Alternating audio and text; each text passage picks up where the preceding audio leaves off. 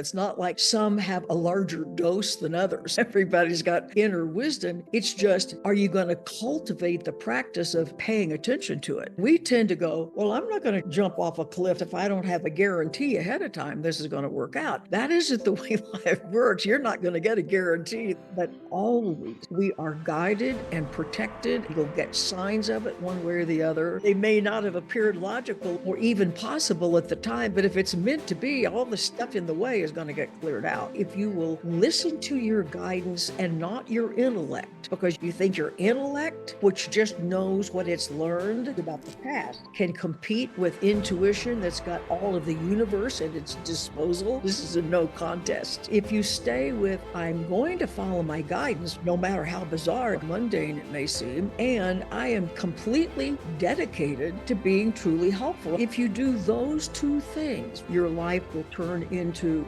the best thing ever happened. Welcome to the Always With Me podcast. I'm your host, Fiona Redding, and together we are going to journey into the heart of the human experience through conversations exploring faith, purpose, and our spiritual growth, what it means for us, how it has shaped and transformed us, and what we have discovered, bringing hope and encouragement for you wherever you find yourself right now and whatever is going on in the world around. This is a show embracing the truth that we are never alone and that even in our darkest moments, there is a guiding light that leads us home. I hope you enjoy this conversation.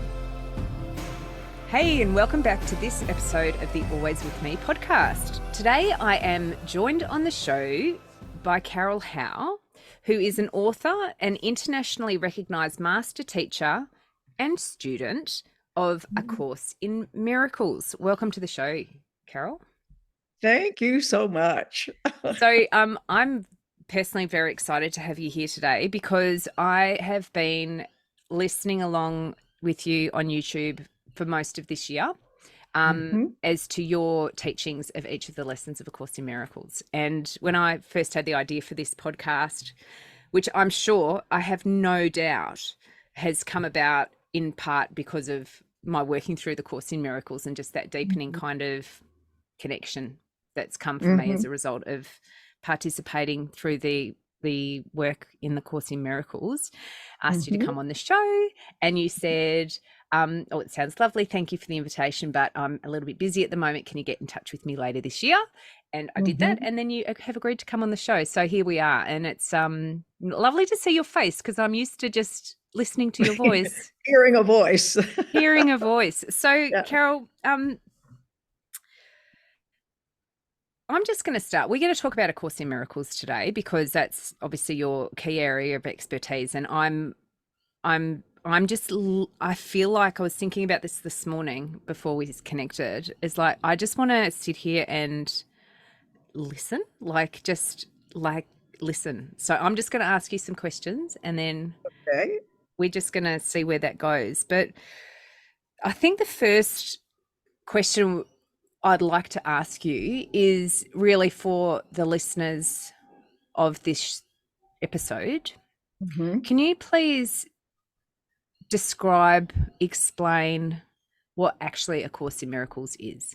I know that's a huge question, but it's hard to do in two sentences, but I would say it's basically a process for helping us radically change our minds about how life works and what's important and what isn't, and trying to restore to us our own sense of power, because we tend to have been taught and believe that, what I think doesn't really matter. It's my own private business. I mean, I may talk, but I can just think a bunch of stuff and it doesn't matter. Nothing could be further from the truth. Our thoughts are of immense power. Like where we focus our attention, literally, not figuratively, but literally is creating our three-dimensional world. And whether it's a lovely world or whether it's a horrible world is 100% a function of where our thought processes are. So it's not like it comes from the past, because the past isn't stored anywhere. It can't come from the past. Everything, cause and effect, is very vertical, so to speak. We tend to think it's horizontal, like what happened back then is causing what's happening now. That isn't what happens. It's like where I place my attention right now is constantly creating my experience right now.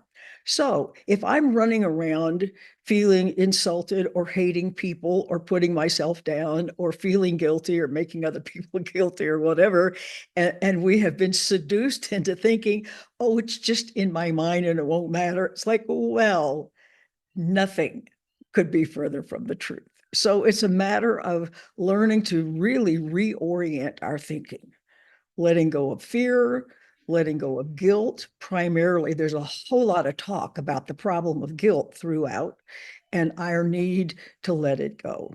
And that it's an enormously helpful piece of work in helping us do that, because the lessons as well as the text give us appropriate ways to focus our attention rather than what we've kind of automatically been taught.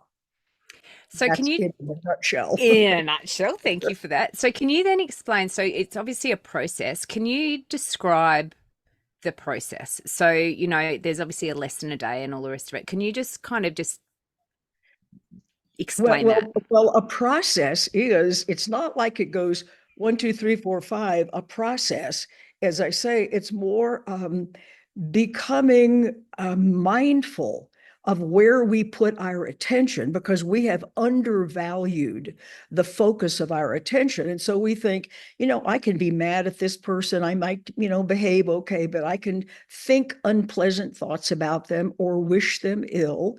And somehow I'm going to be okay because I'm not hitting them over the head. It's like, well, no, because here's the great problem. We think, I'm thinking these thoughts for that person. In other words, that person is really not okay. And so I wish them ill, kind of like I'm pointing my guilt gun at them. Except the problem is, whatever the thoughts are in my mind, even though I pretend like I'm aiming them at somebody else, I will be the recipient of them. So we've got some major unlearning and relearning to do about where we put our attention and why. And the fact that there's no way in the world that I can ever live the life that, or any of us can live the life we were designed to live, as long as we're hanging on to guilt and fear. And this is about undoing that systematically.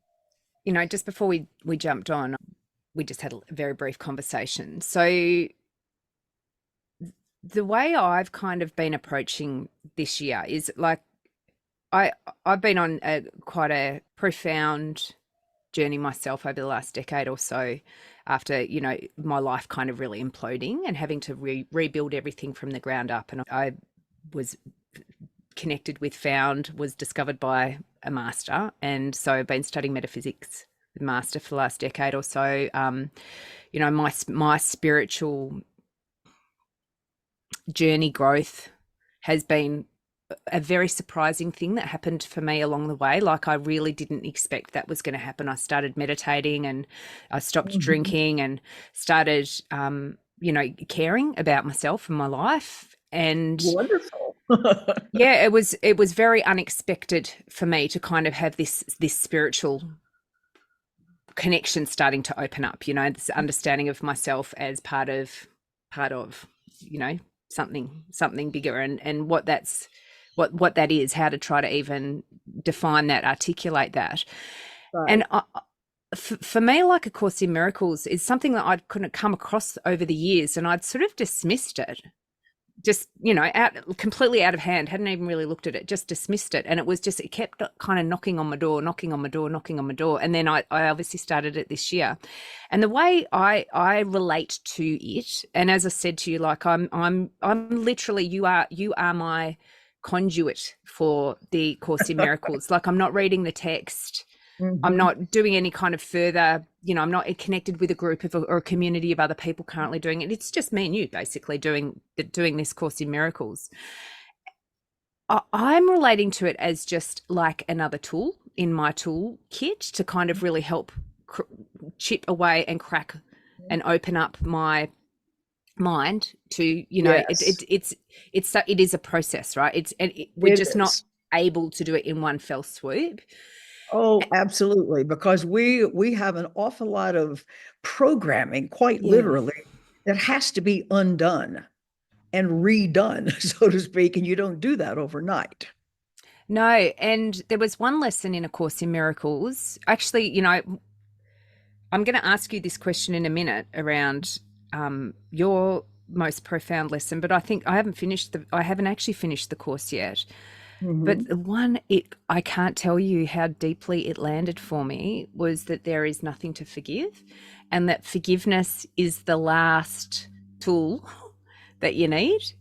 And to just be able to look around the world, and when I have those thoughts and just go, oh, that's right, there's nothing to forgive. I'm like, wow, there's such peace with that. There's nothing to Mhm. forgive. Mhm. But maybe the reason I was able to kind of understand that lesson properly is because I've been doing so much work on forgiveness for such a long time. And it's like everyone's journey through the course is their journey. There isn't Sure. you're ahead, you're behind, you're sideways, Of you're course. leftways. Mhm. That's one of the things I really love about it. It's just such a deeply personal Yes. process. And it there's a lot of talk about guilt in there because guilt is a request for punishment, and you will always get it. So it's like whether we're holding on to guilt about ourselves or feeling like other people are guilty, it's like that's a life wrecker. And so the opposite, of course, is guilt is forgiveness. Now, the problem is that most of us, if you ever went to Sunday school or did anything that was a more traditional Christian thing, we get the notion that forgiveness is pardoning. Like Mm. other person is the problem. They did this, they didn't do that. And somehow I'm supposed to be okay with that, or I'm supposed to overlook it. Nonsense. That's not what forgiveness is, and it's impossible to do. It is not possible if you really do believe that someone else caused you harm to somehow have it be okay. That's not the way we're wired. So we need to see forgiveness as I asked Bill Thetford this one time, like, what is your description? It's like, it's that shift in perception, the way we decide to see things that allows us to see through, if you will, to a sense of peace of mind. In other words, it's like it allows me to change my mind about how I'm framing whatever the instance or the word or whatever is. And it allows peace, therefore, to come to my mind. And of course, if you spend much time with the course, you find out that healing relationships is a key fundamental imperative throughout the course. In other words, you can't sit home by yourself and go, okay, I'm not guilty, I'm not guilty, I'm not guilty. It's like, because so that doesn't do any good at all. We have to change the way we actually think about and relate to our fellow man. Yet there's no avoiding that. And the reason why is because we've all been taught that if we're upset, there's a somebody or something out here that is the cause. We give causation to the other person, the other entity, the other organization, the other something or another. And so we decide, okay, well, the way I'm going to be safe in life is like, how am I going to protect myself from these either people or circumstances, quote, outside myself? In other words, it's like actually, if the origin of our distress were outside, well, that's all there would be left to do. Except that's not the origin. It's like, so if we've got a difficult person, which almost everybody does one way or the other, that person, and you say, they make me so upset because they're so selfish or whatever the word may be. It's like, No, they aren't causing your distress. What they're doing is standing there like a mirror showing you what you feel guilty about. And once you transfer causation from the other person to yourself, then there's a process that I take people through all the time to let go of it. But you can't let go of something if you feel like I'm not involved in this. It's the other person that's the problem. And every one of us are taught that, whether it's at a national level or an individual level. And so, since we've got the problem set up incorrectly at the beginning, you can see how our attempts to solve things can never work out. Does that make sense? 100%. That makes sense. We can understand this at an intellectual level. And I think Mhm. the thing I really appreciate about the Course in Miracles is it gives us opportunity to practice that. It does, because you see, to do the lessons or even to read through the text, notice what's happening. The focus of your attention is, and especially we'll think of it as the lessons, because it says, like, focus on this kind of thing. In other words, the purpose of the lessons is to kind of isolate your attention to whatever the teaching of that particular day is. But you see, what we have to reclaim for ourselves is it's of enormous power.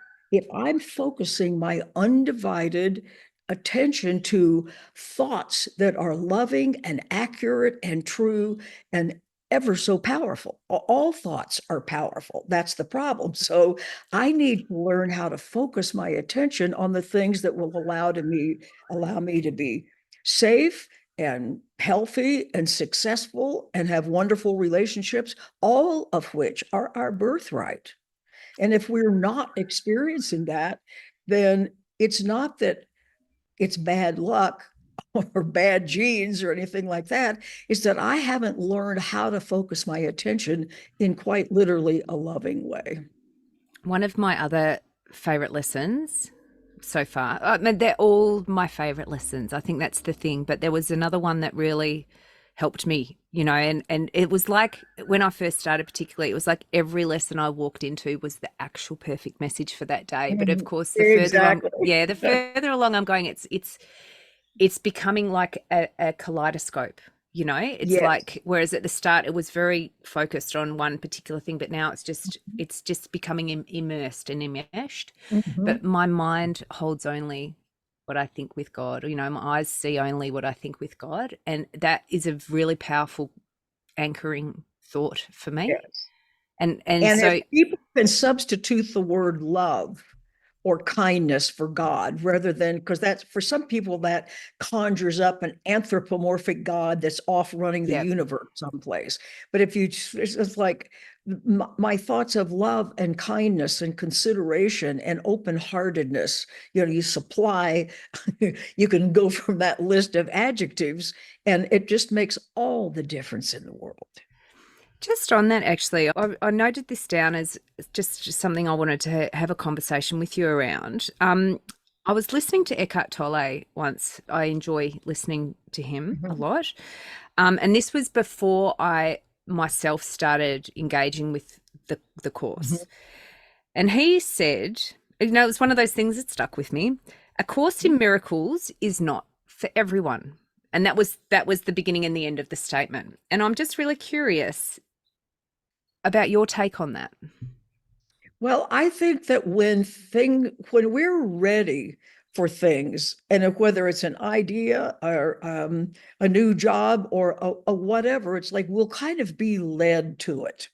In other words, it's not that the implication is not some people are smart and some people are dumb or something like that. It's just that we may still be so kind of convinced that our view of the world is absolutely accurate and correct, that we haven't yet said, I wonder if there's another way to look at this. I wonder if there's another answer to something. So there has to be a certain kind of open-mindedness, willingness to possibly hear a new way of looking at things. Because if we're positive for certain, I already know how life works and I already know this and that and the other, you're not in a receptive place where you can hear this really quite radical message. It's radical because of the way it puts power back with us. Is that how you would describe Christ consciousness? Um, Probably being in a place where I'm no longer having to forgive things or let go of stuff, where I'm actually in a place where I can wish everybody well. I have no difficulties that I'm worried about. I have no guilt that I'm trying. In other words, I'm not trying to run my life from an egocentric point of view so that I allow guidance and loving kindness, which is built in as the core of our being, to kind of take over and run the show, so to speak, as we're living our life on the planet here. And there does need to be a conscious decision for that Oh my to goodness, happen. yes, yes, absolutely. We have to realize I have to make a conscious decision to to let go of guilt and to just change my mind about what's important and what's not important.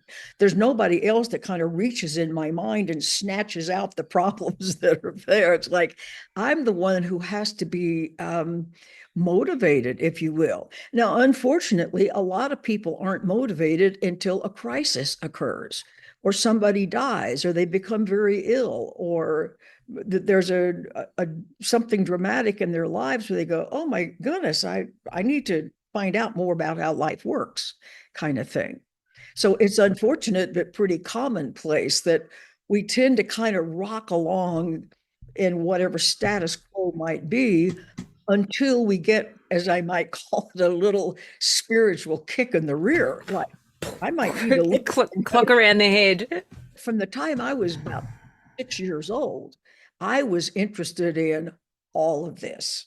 And somehow I was kind of intuitive when I was a little kid. I remember we moved from one town to another, and my family grew up in the Episcopal Church. And I think it was maybe the first time or two in the new church in the new town. And although I was very young, it's like, and this is true of all of us, some part of us is not a young mind or a young understanding. In other words, it's like in there, some places, what we would call adult understanding. Because I remember listening to the minister, who was a lovely guy, and was very aware of whatever he was saying. It's like, this is not the way it really is. Mm. In those early years I remember sitting on the floor when I was about a year later, and it was cold, and my mother, of course, was trying to take care of her little kids, and I was playing jacks on bouncing up on the hearth of the fireplace. And she said, "Honey, you really need to get up off the floor because there's a draft down there and you're likely to catch cold." And I thought, what is the matter with adults? You do not catch cold because it is cold. So it was like there's somehow I just was aware of stuff from the time I was a little kid, and very, very, very interested in everything of a spiritual nature, or uh, anything that was out of the ordinary, so to speak. I was interested in. So I started my quest, if you will, since I'm an elderly lady. I started my quest probably 80 years ago. I've Wow. read a lot of stuff, been a lot of places, talked to a lot of people, had a lot of readings, and all of that in literally 80 years. Well, I would call you wise, wise, wise. There's a wisdom that can only come with age too, as well. I think there's a knowing, but then there's the experience. And just sort of going back to that point before about desperation. My teacher sort of says there's 2 points for change. There's inspiration and there's desperation. And inspiration doesn't really last, but the desperation, if you can sit with it and be with it, really can create the opportunity for incredibly lasting transformation. And that was my experience. And I used to say, I honestly feel like I'm one of the luckiest people that ever walked the face of the earth, because my pain had become so great and my back was so far against the wall. There was nothing else for me to do than to go in. And most people don't have the pain required for that opportunity. Mm-hmm. And I think, that's obviously been my path, and your path is your path. But I'm really curious, like, how did you're obviously, you're one of only 2 people in the world still actively teaching the course who knew both of its co-scribes, Bill Mm-hmm. Thetford and Helen Schucman. Talk to me about that. Like, how did you meet them? How did you connect with them? It was one of those, as it is in everybody's life. As we are, looking to grow and expand, and whether we're conscious of that or not, it's like life unfolds in magical ways. Now, John Mundy, who's back in New York, knew Helen, and that's where she was. I knew Bill, and I met him in one of the most amazing meant to be ways. I mean, the universe had to really sort of turn itself inside out to make this happen. We had had a house guest. This was back in 1976. And a friend of ours had visited us, and they sent as a house present subscription to New Realities magazine. That was a brand new magazine, and the first edition that came to us had an article about this amazing thing called A Course in Miracles, and it was just fascinating. I loved every bit about it, and so that was just sort of sitting in my mind, and then sometime later, less than a year later, maybe up into the next year, I got an invitation in the mail now listen to this, from an organization I did not belong to and didn't even know existed. I'd never gotten anything from them before. I never got anything from them after. But what this newsletter, or whatever it was, said is that, and this is when I lived in Denver the first time, then I was in Florida for a bunch of years, and now I'm back. And it said that Judy Scutch Whitson, she wasn't Whitson yet, she was just Judy Scutch, was going to be in town presenting material about A Course in Miracles out at a men's college on the west side of town. Well, I wouldn't have missed that for anything. I would have crawled across town on my knees at that stage of the game. And so she made a wonderful presentation. But what the invitation did not say is that it was going to be held outdoors. It was kind of in like a center area. Well, early May in Denver can be really cold, but since it didn't say it wasn't out, I mean, most lectures you go to are not outside. So I just had like a lightweight sweater or something. Well, Judy was a wonderful presenter and enjoyed it very much, but pretty soon I'm just freezing to death. So I thought, I've got to get up and leave. So I just stand up. I'm kind of over on one side anyway, open the nearest door I can find. And there's this tall, handsome man standing back in the corner all by himself in this very large room. And I thought, that is Bill Thetford. And sure enough, it was. So I, of course, walked up to him, introduced myself, told him how much I loved this material, and so on and so forth.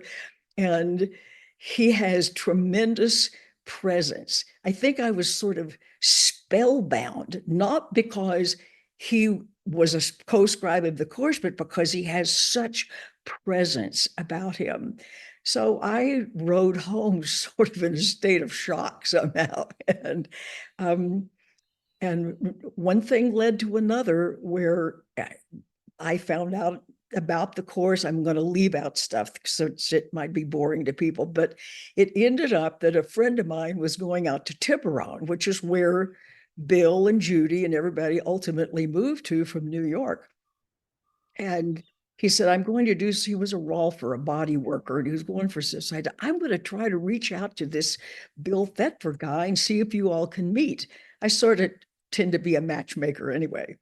So I thought, okay, well, I'll try to write him. Well, there was no place to write him except to the Foundation for Inner Peace. I had no idea if this would ever get there. This is before computers and cell phones and, easy access to people.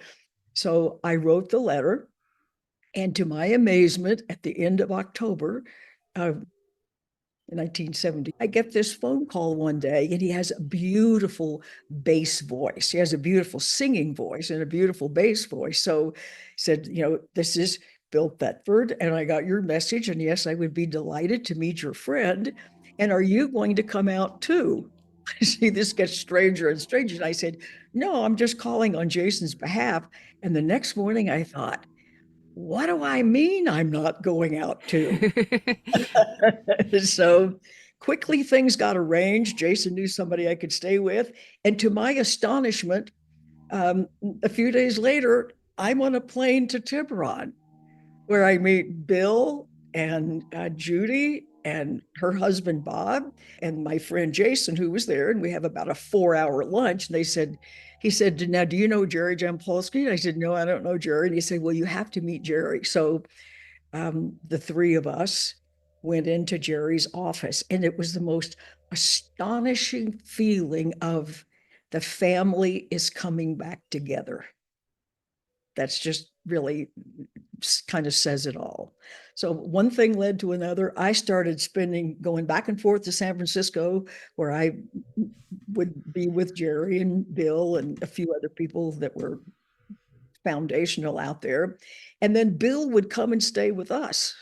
And so we had just this wonderful time for years where this went on. And we just had a very wonderful, and my husband was not alarmed by the fact that I'm going out to stay with a strange man, because Bill was gay. He was really a bisexual man by his own acknowledgement. So he could be very fond of women as well as men, but his private life was always with men.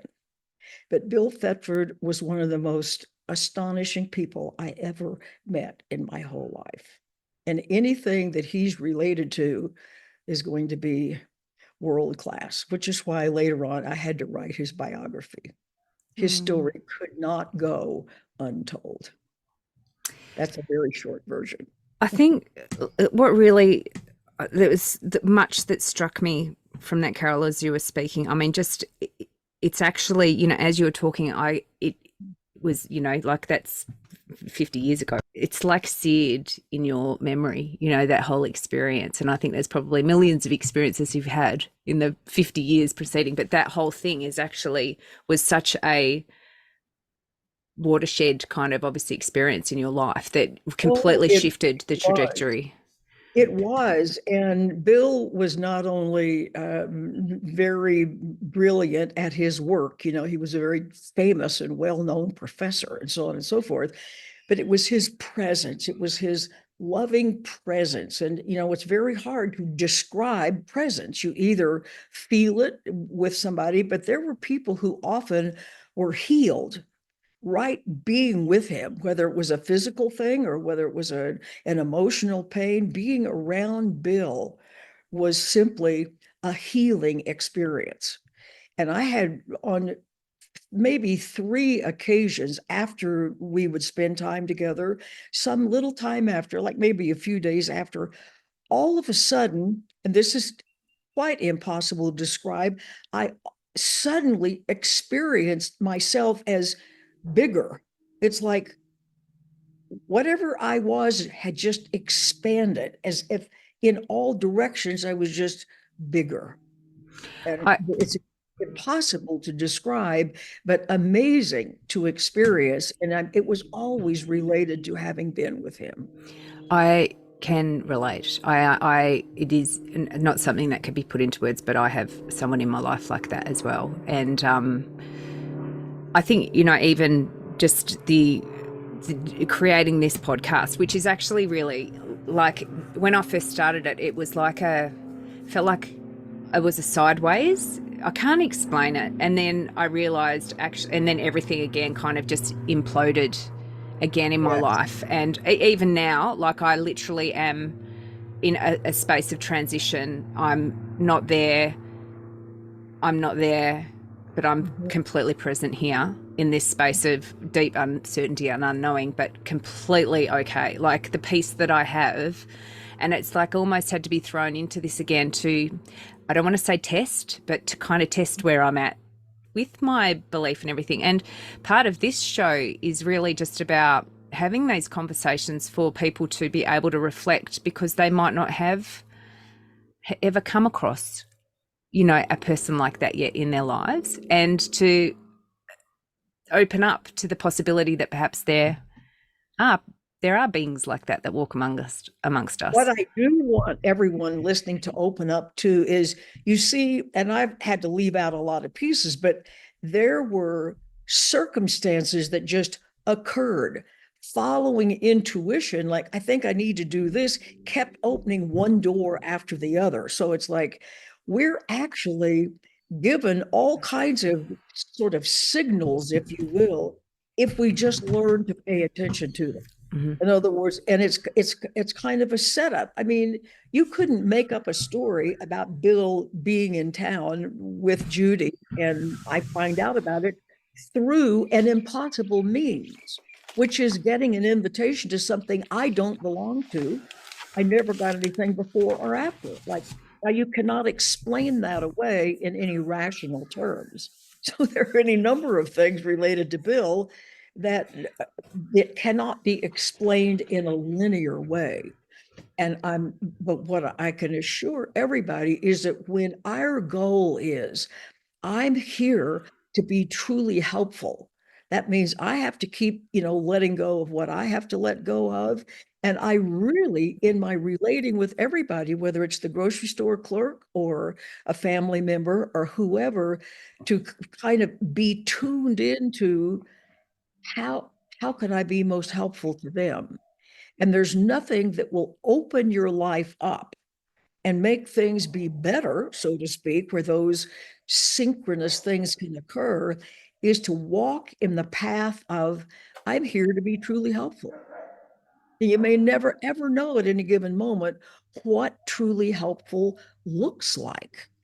It can vary all over the place. It can be complimenting somebody who is a gorgeous person. I was at a store about last year, and um, I was checking out. There, kind of a line of checkout people, and there was a young woman next to the place where I was checking out, who was the blackest black face I have ever seen, black hair, very delicate, beautiful features, one of the most gorgeous faces I have ever laid eyes on. And so, of course, I told her that.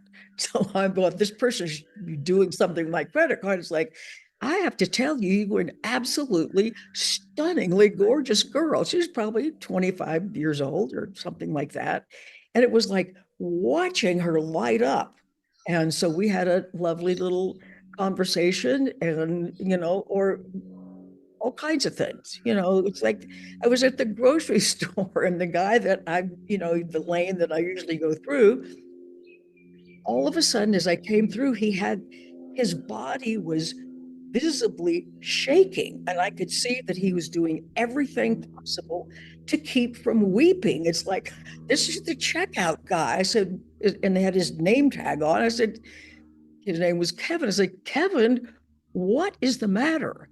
And he said, and his body was literally shaking. Now, why anybody else didn't notice this is beyond, or maybe they noticed it but wanted to kind of look the other way. He said, somebody broke into my house last night and took all my money. And he was just beside himself. So I thought, Kevin, you can't walk around with no money. So I gave him $100. Like, put money in your pocket. You've got to do something until you figure out what happened. So you never know where you are in public or with friends or whatever. But when that sense of, I want to reach out, I want to tell that girl she's a gorgeous girl, or do whatever you can with somebody who seems to be in need. And it can be minor or it can be major, but there's absolutely nothing more fun in the world than following your intuition and deciding to be truly helpful. Your life will turn into the best thing that ever happened. guaranteed. One of the things I say in the morning, and I've been saying it for a long time, I normally have it when I have a warm lemon in the morning, and I ask, how can I best show up in the world today, and how can I be of greatest service? And it's been really fascinating for me over the years that what I'm saying that to or asking that of, how that's shifted for me, like my whatever that connection or relationship is with that. But Mhm. I think that idea of following our intuition, for us to be in touch with that, there's practices that we do need to employ, and there's quiet and stillness and this reflection that we need to properly be practicing for us to Yes. to know our intuition and to trust that. The trusting it is the key. Mm, And pretty soon, when once you've done that for a long time, it's second nature. yeah. In other words, I always, in any major decision, it's either, and I might say it out loud, and like coming to Denver was, I had no intention of moving back to Denver, but one thing led to another, and it was intuitively right to do. And one of my sons lives here. And of course, that's just the most wonderful thing in the world. But if my intuition had been, I can tell it either feels flat, like if somebody would say, you're going to move to Denver, if it felt flat, like there was no energy in it, then the answer is no. That's the way I get my guidance. If there's a kind of an uplift of energy, like, yes, what a good idea, then yes, follow through. And it can be on major things like that, or it can just be on little things, Mm, to make a phone call or not, whatever it is. But pretty soon you trust that that inner wisdom, see, everybody's got inner wisdom. It's not like some have a larger dose than others. Everybody's got inner wisdom. It's just, are you going to cultivate the practice of paying attention to it? And we tend to go, well, I'm not going to just jump off a cliff like this if I don't have a kind of a guarantee ahead of time this is going to work out. That isn't the way life works. You're not going to get a guarantee that, oh, this is what's going to happen if you do this. You may have no idea what's yeah. going to happen. And there may be twists and turns completely in an unexpected way, but always we are guided and protected, and you'll get signs of it one way or the other. Perfect. And it's perfect. Really. I absolutely agree with you. And even as you were talking, I was sort of thinking, some of the practices that I, use on a pretty much daily basis to really help me heighten my intuition or develop my understanding of it is, journaling, meditation, walking, letting things just kind of land. But also, I use the tarot as well, and tarot and Sure. journaling, and just even having conversations with people and really checking in with, how am I feeling about this and where am I going? But this whole podcast was completely intuition driven. Like, if logic had have been employed, I wouldn't have done it. Oh, that's true of a lot of things in Yep. our lives. It's like because Yep. they may not have appeared logical at the time or even possible at the time, but if it's meant to be, all the stuff in the way is going to get cleared out. Yep.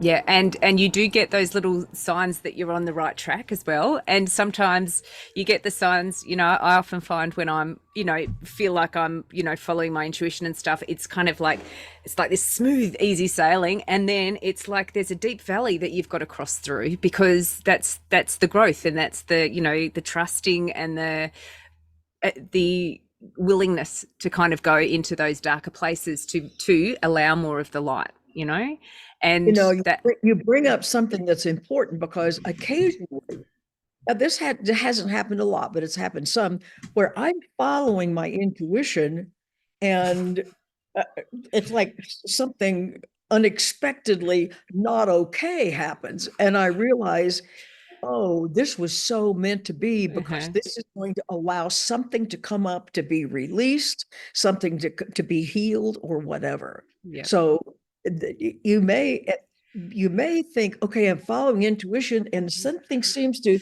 go wrong, and you go, what happened to intuition? Nothing. This is something you have to deal with. So intuition does not always imply 100% things turning out exactly the way your ego mind thinks they should, but Correct. they're right for you at that point. Correct. And that literally is the story of my life, actually. And I've come to deeply accept that because, sort of you talk about with the Course in Miracles, and that's sort of your purpose and your calling. So part of mine, and I'm deeply just coming to accept this in a more mature way, I think would be a fair way of saying it. Mm-hmm. My job is to have experiences that are deeply challenging, and then to share how I overcame those experiences with other people. And I'm actually in the middle of a really deep transition at the moment after an incredibly challenging year on every single front. And Mm-hmm. This, like, for example, this podcast has been an absolute stable guiding light through that, to have these conversations on a weekly basis with people about trust and faith and letting go and all of those things. It's okay. It's okay. Like, the cave we fear to enter holds the treasure we seek, as Joseph Campbell said. And sometimes the only way we can do that is to literally throw ourselves off the cliff. Yeah. And sometimes intuition, as I say, will lead you to something. 100%. And you go, what? I'll tell you very, very brief.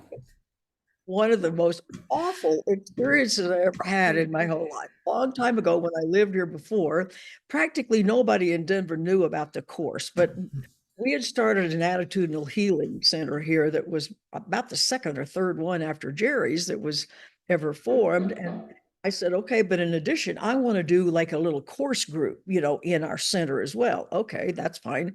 So I get a call one day from somebody I don't know who said, I understand you know something about A Course in Miracles. Yes, he said, well, I have a group about maybe 100 people, and we would love for you to come do a lecture for us.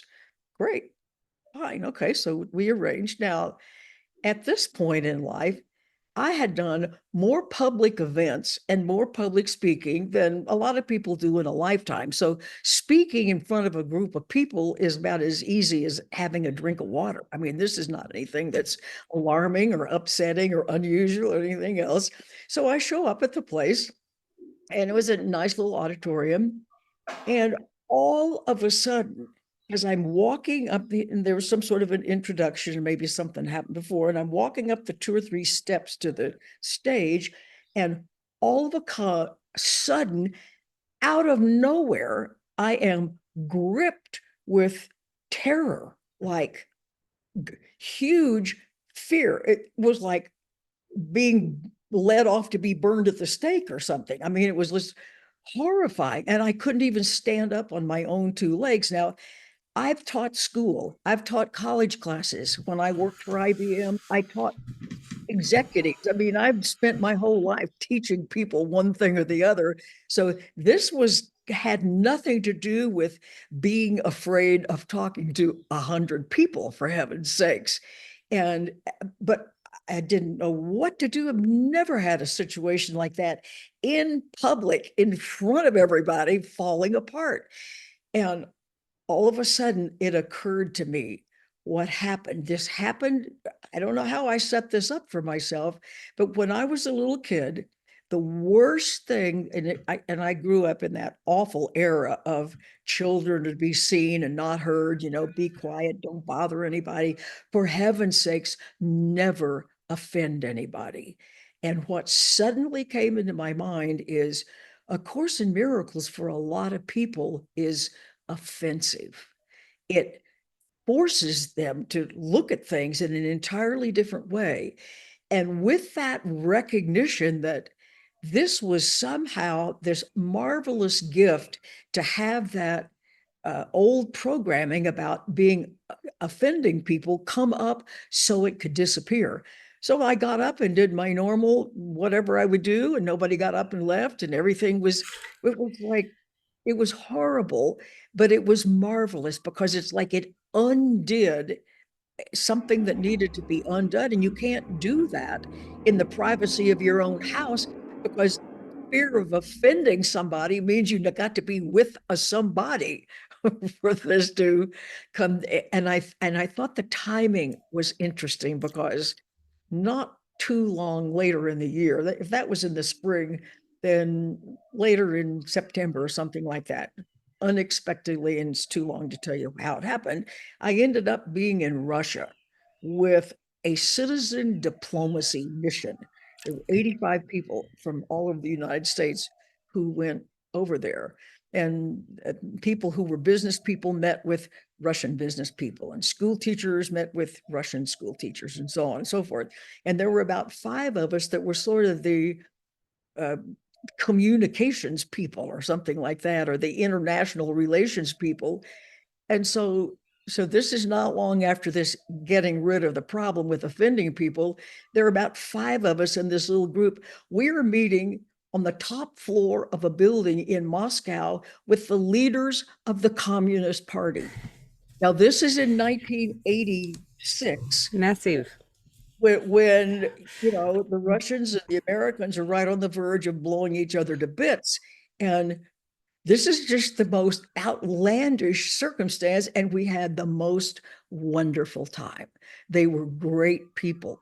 We had wonderful conversations. We were there for probably 2 hours, and we had to leave. And they said, "Can't you stay longer?" It's like, no, we can't stay longer. We got something else on the agenda. And it's like, I think that would have been a kind of a scary thing had I still been worried about offending somebody, like offending somebody who's responsible for whether they will drop a bomb on us or not. But what is so fascinating about this, though, is that you, before that, probably weren't even consciously aware of that fear of offending people, and it just comes to your mind, and then it can just dissolve and disappear with no pressure. It doesn't have to be a difficult lesson because you're open. It has to come into our awareness with whatever the fear, in that particular case that was related to it, and then it's gone. Yep. Never to return. Never to return. And Carol, we're never sent anything we can't handle. Exactly. You're never in a situation that you can't handle. You wouldn't be in it. Correct. After all, there's a wisdom within us that knows, okay, what needs to be let go of, what needs to be encouraged, what needs, in other words, we have a little built-in computer there that knows how to lead us. And in fact, since this is sort of Jesus related material, and a lot of people don't know quite what to do with that, but a couple of years ago, maybe 3 years ago or something like that, I had a little strange little abscess thing on my back, and I'd gone to some place to have it taken care of. They said they did whatever. So we need to just send you to a dermatologist just to have it checked out. So some friends of mine were with me, and she said, "Now here's a list of 4." And my friend said, "Oh, we have a wonderful dermatologist. Add her to the list." And so the deal was, all 5 of those people were notified by the place where I was, and whichever one called first was the one I was going to go to. Well, I'm not really pleased with this whole situation anyway. So I'm sitting in my family room going, and I'm expecting the phone to ring any time, and I'm thinking, oh, I really do hope it's Becky's person. And as I'm just sitting there, kind of just pretty calmly, all of a sudden, and I call it's kind of like guidance telegrams that kind of come from the left-hand side and sort of in front of my awareness. And it was like, I won't ascribe a personality to it, but it was just the message in this sweetest, kindest, softest voice was, don't worry. Remember, no matter who you go to, I am the surgeon. And it was like, with that, oh, of course. And 5 minutes later, the phone rang, and the person I wanted to go see, and it all turned out to be a big nothing. But that was a very big something. It was not an audible voice, but it was an inner voice that, this reassuring, it doesn't matter which one calls, because remember, I'm the surgeon. I'm going to share an experience too I had this year. So one of my kids got really sick this year, like really sick, hospitalized sick, still with long-term recovery. He's okay, but you know, it's basically affected every single aspect of my life. I don't mean this is about me, but just, you know, I had to reassess how I was going to run my business. Everything kind of happened. Like, I can't explain it. It was just everything's kind of been, but it's like being collapsed and reordered and everything. And, you know, obviously doing the Course in Miracles and my own deepening faith and all the rest of it. Like, I know everything's okay and where I'm now is perfect and all the rest of it. But I was lying on my bed and I was meditating, praying. I was just being still, basically. And I, you know, really deeply connecting. And I had this absolute feeling of peace and this feeling of knowing everything is okay. Like, there is no words that can describe it. But literally every single front of my life's been challenged this year. Health, not mine, but family health, work, relationships, finances, housing, all the big rocks in life have literally been, I am exposed, right? Mm-hmm. And this absolute feeling of peace and it's all okay. Like, whatever happens, everything is okay. And I'd had this in glimpses and pieces before, but it was like that experience for you. It changed me to just have this absolute, like, I have not worried. Like, I can't explain it. It's like I look around and I just think, gosh, there's some really big things happening at the moment. And ordinarily, like, I would be worried or that, you know, alarmed or panicking. And I'm like, there's just none of that. I feel like I'm just in this absolute flow of the deepest, darkest uncertainty in so many aspects. There's no problem here, Carol.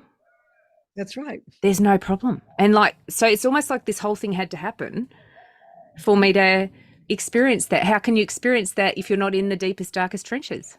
Exactly. And it's like, and as that trust level increases, that you go, well, as long as I stay on the lane, if you will, of I'm here to be truly helpful and trust my intuition, which sometimes is like that inner voice. And some it's just like an inclination to call somebody or go somewhere, but sometimes it's literally like a voice that helped me find something I can't find in my house or whatever. Yep. I mean, it's like literally an instruction. And as that becomes the norm rather than the exception.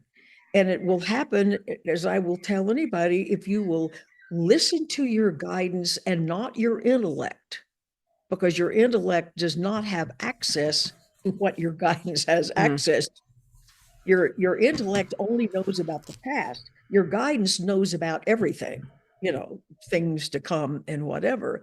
So if you stay with, I'm going to follow my guidance, no matter how bizarre it may seem or how mundane it may seem. And I am just completely dedicated to being truly helpful. And that's going to look very different with different people.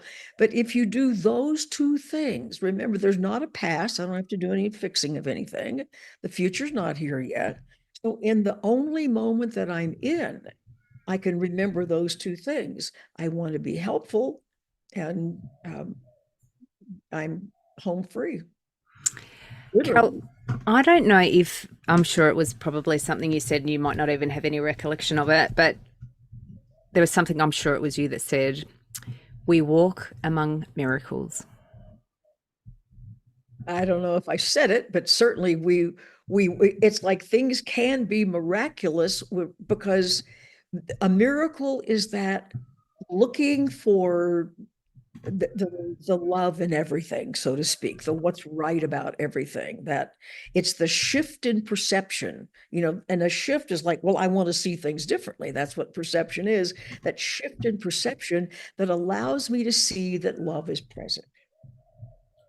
There's really no place where it exactly explains that. So I remember asking Bill Thetford that, like, and that was his response. Well, that may have been where it came from. Isn't it fascinating that Bill's words have come through to me by almost osmosis? And Yes. now still live on, like my teacher says, the truth never changes. And it's so true. And what happens if you kind of reduce things to, I'm here to be truly helpful, and I'm going to follow my guidance in both my daily living and what truly helpful looks like, then there aren't any problems. Yeah. I mean, there aren't any problems. It's like I've often said, now, if I had a bunch of problems, you should not pay any attention to anything I say because I would not be walking my talk. But I don't have any problems. Like I'm very busy and I have a lot to do, but that's not a problem. I like Yeah. to think of it like problems are manufactured and challenges are part of the experience of life. Yeah. Yeah. A problem is something, first of all, if I'm resisting something that Yeah. to occur and so on and so forth. But it's like I would want everybody to know, whether you're a course student or not, everybody has built-in guidance, as part of the dynamic of the presence of love, which is us, which is the core of our being. Of course, guidance is going to be built into love, so to speak. That's just part of the characteristic of it. So it's a matter of first of all, even entertaining the idea of it and then acting on it. And the more trust you have in it, I wouldn't dream of, nobody could ever talk me into doing anything that I didn't feel an uplift of energy, kind of a yes. Yeah. No matter how appealing, no matter how dramatic, no matter how anything, if the energy's flat, then it's not for me, at least not now. It's a really wonderful measure of how to make decisions in life, I think, to be able to live life truly and honestly like that. Because if it's not a full-bodied yes for you, then nobody's actually going to benefit from your participation in it. Exactly. And so it makes life really easy. As I say, I'm very busy, but that has nothing to do with being easy or difficult. It's just I have a lot to do, but that's not a problem. It's not like something that has to be solved. I just have to arrange my schedules to, fit everything in that needs to fit in, but that's not a problem. But intuition is just, it comes from the very core, that the invisible, loving, amazing, miraculous core of our being. And the idea of not trusting what comes from the core of our being is pretty crazy. You think your intellect, which just knows what it's learned, can compete with intuition that's got all of the universe at its disposal? This is a no contest. Well, Carol, on that note, I just wanted to say thank you so much for, creating the time in your schedule to come on this show. I really very grateful for that. And it's just been a delight to speak with you, in a one-on-one capacity. And thank you for your contribution and the way you have chosen to express, to personify love expressed in the world through your contribution to the Course in Miracles and the creation of the YouTube channel, which I would definitely recommend if people are interested in, maybe exploring the Course in Miracles, or you've done it and you'd like to move through it with a teacher. Definitely check out Carol's YouTube channel, which is, I think, A Course in Miracles with Carol Howe on YouTube. I think that is, and to our website, because that's where you find out about the programs that we've created. We've created video programs that cover various major topics in the course. Fantastic. And that's carolhowe.com, and that's Howe with an E. Mm-hmm. Correct? Well, thank you, Carol, so much for coming on the show. It's been an absolute delight to meet you. Well, it's my pleasure. I always love to pass the word out for anybody who chooses to listen that this Course in Miracles is a life changer. So take advantage of it. Yeah, thank you, Carol. Thank you. Well, lovely to connect with you, and I'm looking forward to releasing this episode. As this episode draws to a close, I just want to remind you that you are never alone. If today's episode resonated with you, if you found comfort, hope, or inspiration, I really do invite you to take a moment to reach out. You can connect with The Happiness Hunter on social media or at thehappinesshunter.com. Make sure you subscribe through your favourite podcatcher, leave a rating or a review to help others find this show, or you can simply share this episode with someone who might need to hear these words today. Together, we can spread hope, courage, and the unwavering belief that no matter how dark the night may seem, the light is always there too. Until next time, remember to embrace this light within you and let it guide you. And remember, you are never on your own.